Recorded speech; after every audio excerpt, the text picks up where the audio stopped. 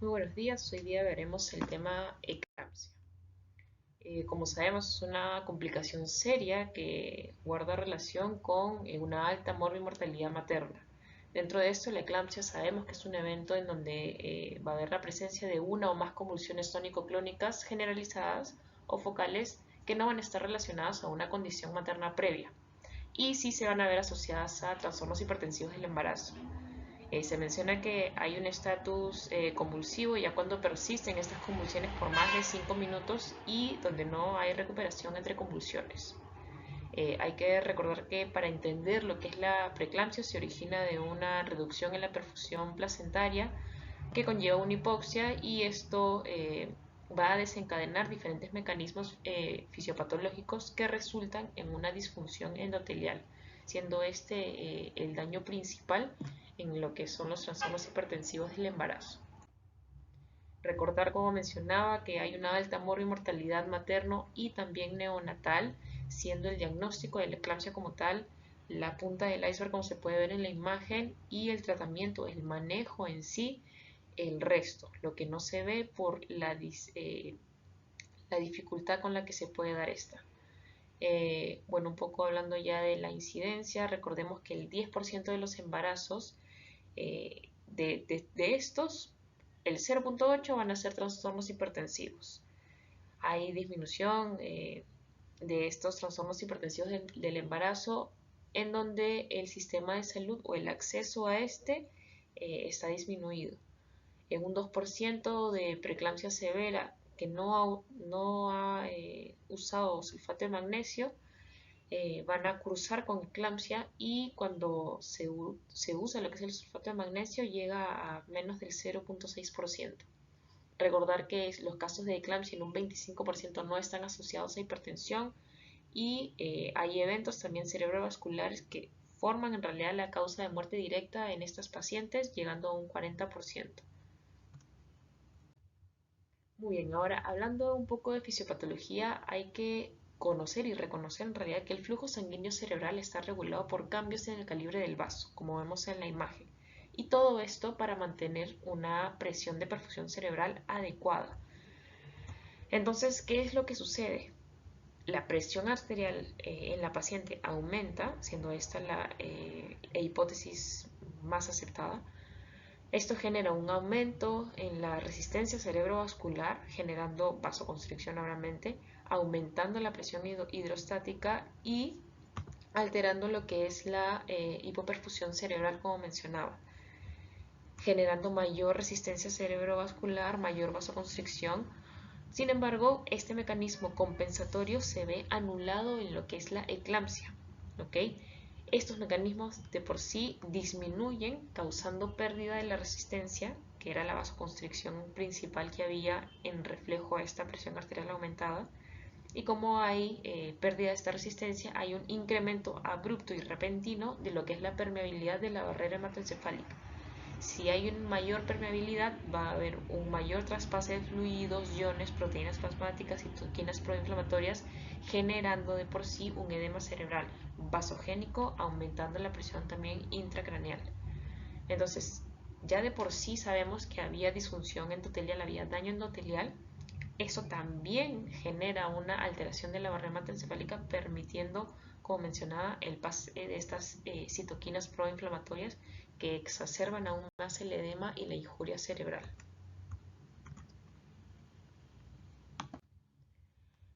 Bueno, para la clínica sabemos que estamos hablando de eclampsia cuando vemos los eventos de uno o más convulsiones tónico-clónicas. Sin embargo, existen ciertas características clínicas que nos pueden orientar a poder determinar si estaríamos frente a una eclampsia o no.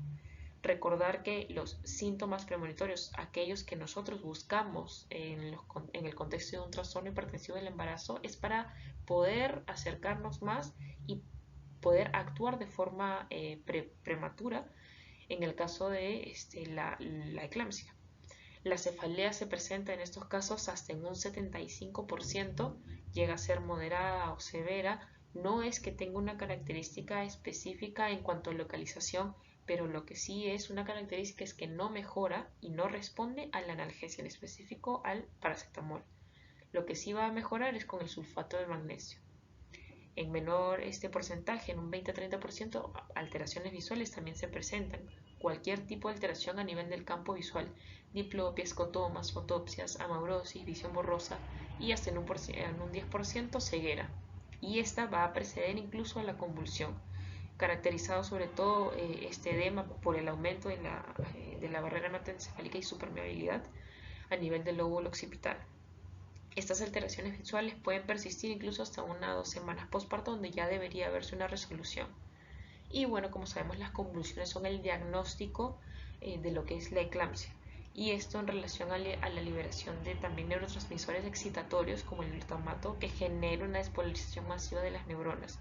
Ahora, suelen ser bruscas, sí, durar como máximo 1 minuto, pero en realidad a los 30 segundos y hasta el minuto es lo que podríamos esperar que dure. Y también un posictal con recuperación rápida en realidad. Estas convulsiones llegan a ser el primer signo de la preeclampsia y previo a la eclampsia, ¿no? Hasta un 60%. ¿Cuándo ocurre en realidad esta eclampsia? Sabemos que hay diferentes etapas durante toda la fisiología del parto en general, ¿no? El anteparto, el intraparto y el postparto. El anteparto va a ser el mayor tiempo en donde se van a presentar o la mayor probabilidad donde se presenten estas convulsiones, esta eclampsia, hasta en un 70%, y sobre todo se da a más de las 28 semanas. Se asocia a otro tipo de patologías cuando se presenta menos de las 20 semanas, como por ejemplo la enfermedad trofoblástica gestacional, que es la mola. Recordemos que estos episodios de convulsiones son más comunes en el tercer trimestre y aumenta al llegar a término. También se refiere que inicia de forma espontánea el trabajo de parto posterior a este. Cuando es intraparto y posparto es más o menos el mismo porcentaje de un 20-30%. Aumentan las contracciones también en intensidad y frecuencia. Esto acorta también la duración del trabajo de parto. Puede producirse sí una bradicardia fetal, producto en realidad de una hipoxemia materna y también acidemia, que en realidad esta bradicardia que se da posterior a las convulsiones puede durar de 2 a 3 e incluso hasta 10 minutos.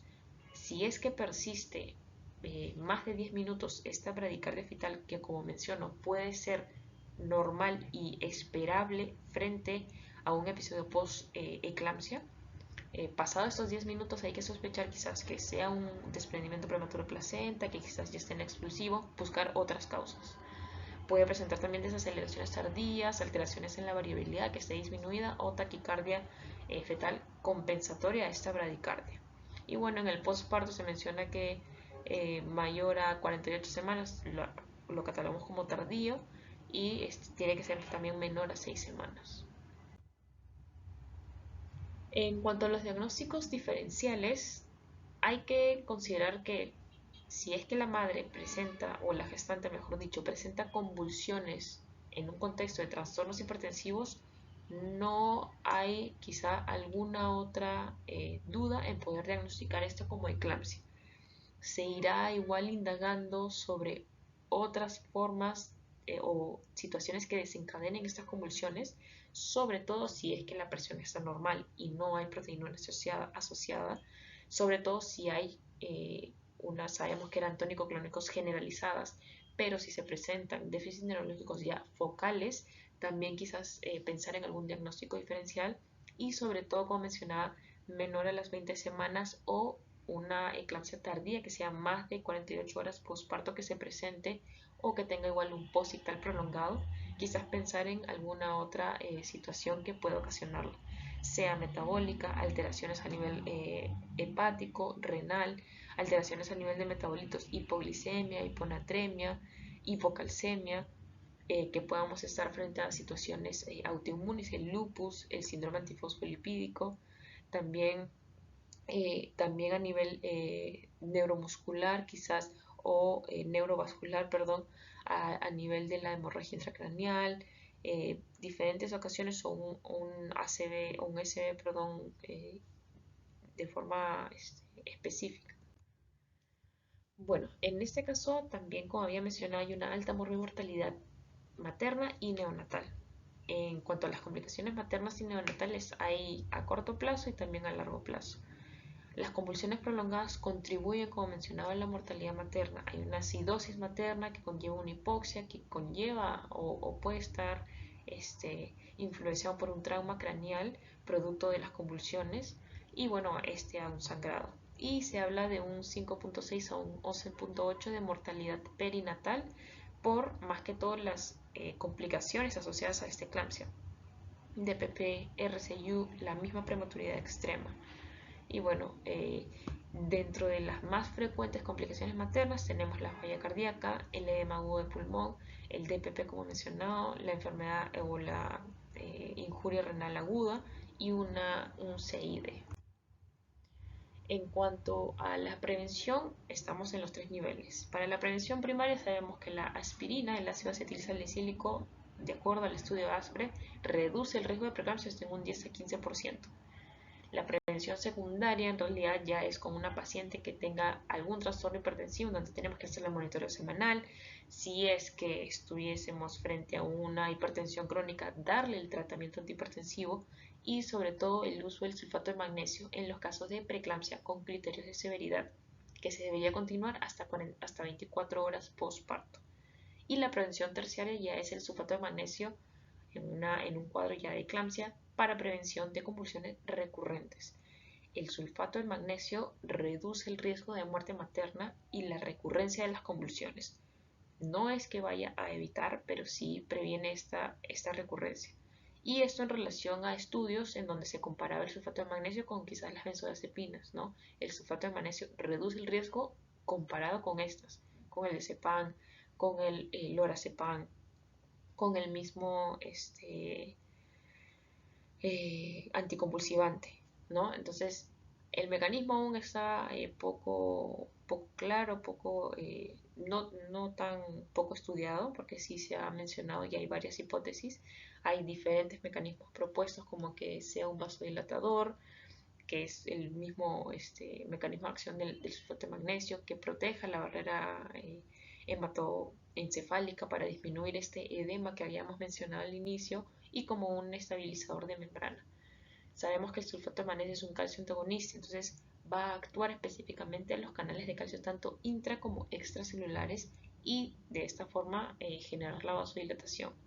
A nivel central, porque esto es más o menos a nivel periférico, a nivel central ya sería este efecto vasodilatador que tiene por sí, que va a reducir la resistencia vascular periférica y la presión arterial sistémica y de esta forma mejorar el flujo sanguíneo cerebral. En relación ya al tratamiento, como había mencionado, se va a dividir de acuerdo al tiempo que pase. El tratamiento de soporte que no se recomienda tratar de parar el movimiento agarrar a la paciente, eso sí, lo que sí vamos a permeabilizar la vía aérea en decúbito lateral izquierdo para evitar o disminuir el riesgo de aspiración si es que hay secreciones, de repente la succión de estas. La oxigenación tiene que ser, si es que la paciente está con el pulso oxímetro, ahí vamos a monitorizar la frecuencia cardíaca y saturación. Le vamos a dar el suplemento de oxígeno con máscara Venturi de 8 a 10 litros por minuto, posterior incluso al término de la convulsión. Rara vez en estos casos se va a requerir oxígeno. En ese mismo momento se le va a estar ya iniciando el sulfato de magnesio porque tiene que tener su acceso endovenoso con 6 gramos en bolo y posteriormente con 2 gramos de mantenimiento. Controlar el tema de la hipertensión severa porque los casos de eclampsia se asocian más cuando están un poco con presiones elevadas. Hasta en un 35% se da con presiones normales, pero la mayoría de casos es con presiones elevadas. Entonces el control de la hipertensión tiene que ser de acuerdo. Igualmente este va a ser el control de las presiones con la betalol, hidralazina, nifedipino, la presentación de las dos primeras endovenosa y la última bioral de acuerdo al cuadro y de acuerdo a cómo vayamos encontrando las presiones en estos periodos de tiempo, ¿no? A los 0, 10, 20, 30, 40 y 50 minutos. Recordar que el sulfato de magnesio es importante para la prevención de convulsiones recurrentes y que hay que modificar su dosis dependiendo de los niveles de creatinina o oliuria, carga de 4 y mantenimiento de 1, y vigilar siempre los signos de intoxicación, ya que de acuerdo a eso utilizaremos el antídoto que es el gluconato de calcio. Gracias.